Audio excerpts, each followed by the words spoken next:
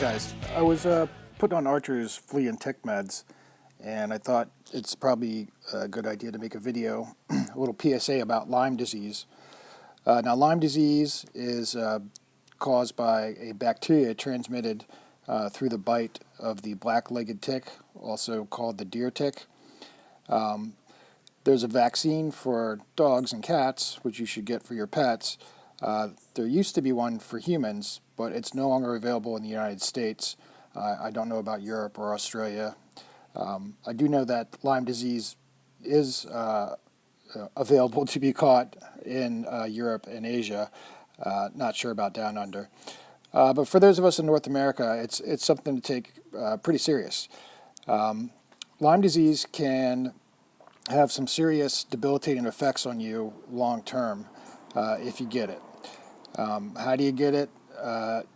You're outdoors, grassy fields or the forest, places we ride or camp or hang out. You get bit by a tick that's carrying the bacteria, and then you can contract the Lyme disease. Now, the CDC, Center for Disease Control, says that if you remove the tick before 36 to 48 hours, your chances of contracting Lyme disease are much less. Not zero, though, but much less. If you get bit by a tick carrying Lyme disease and you contract it, one of the common symptoms is a bullseye-type rash around the tick bite that develops. You can also get these bullseye-type rashes on other areas of your body not associated with the tick bite. Other symptoms are flu-like symptoms, nausea. Untreated, it can cause some serious issues. You can get joint inflammation. You can get partial paralysis of the face, a type of palsy. It can cause meningitis, which is inflammation of the lining around the brain, which can be life-threatening. You can also, in rare cases, people do develop heart issues and things from this. So it's best to detect it early and to get treatment if you happen to get bit. Of course, it's best not to get bit. We'll cover that. But treatment generally consists of a certain class of antibiotics that they will give you.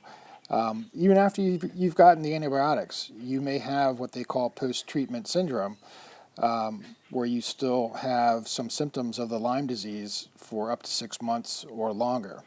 So it's a pretty big deal. If we look at there's some maps here I have of the CDC has maps of Lyme disease reported cases in humans. This is 2015. If you're out west, it's not too bad, but if you look like where I live here in Pennsylvania in the Northeast, it's like deer tick central here. There is also a forecast map that the CDC maintains, and also some veterinarian groups for tracking, for animals. Your dog can get it from the same tick that you can. They predict the 2017 season to be extremely bad because of a boom in the tick population, and they're actually predicting that Lyme disease-infected ticks will be moving into areas like the Dakotas and things where they're typically not found. So precautions to take are, number one, wear long sleeves or things if possible out in the woods. I mean, riding, we're generally covered and stuff. Our greatest danger probably is, as we brush past trees or we're in the tall grass getting ticks on you or something, or goofing around at the campsite or whatever afterwards. Thankfully, we have helmets on. We should.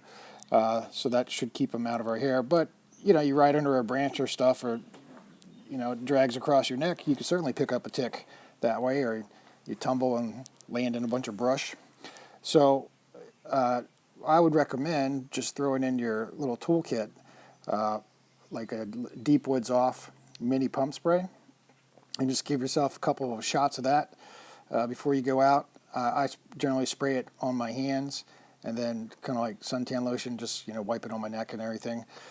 Like that. Keep it away from your eyes, obviously. I wouldn't particularly spray it on my face where my goggles go, because you're going to sweat. You don't want that leaking down into your eyes. But also, when you get back from riding, check yourself. Some other things you could do would be to totally shave your head, shave your private regions, your butt if your butt's hairy.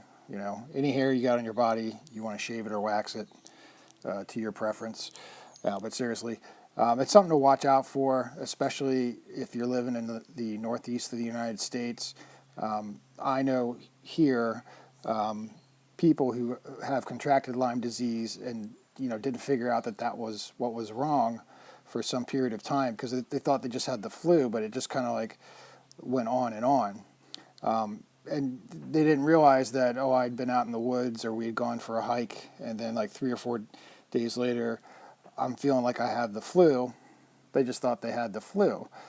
But I would say to be mindful of, like, okay, if you're out in the woods and, a few days later you're feeling like you have the flu or something like that, just go get checked. There's a simple Lyme disease check that your doctor can do. And if you got it, the sooner you can get on the antibiotics and the treatment, the better it is for you. The longer it goes undetected, the less effective the treatment is, and the more potential long-term things you might have to live with. I do know some people, not personally, but like, friends of mine, who went undetected for a while, and a couple years later, they still got effects that have affected their general quality of life, being able to do things and stuff. So, a little PSA here, especially since it's that time of year, and that the forecast for these infected ticks are supposed to have a big population boom and spread here in 2017. So that's about it, dudes. Check yourself for ticks when you get done riding, and just maybe make that part of your post-ride activities. Take it easy.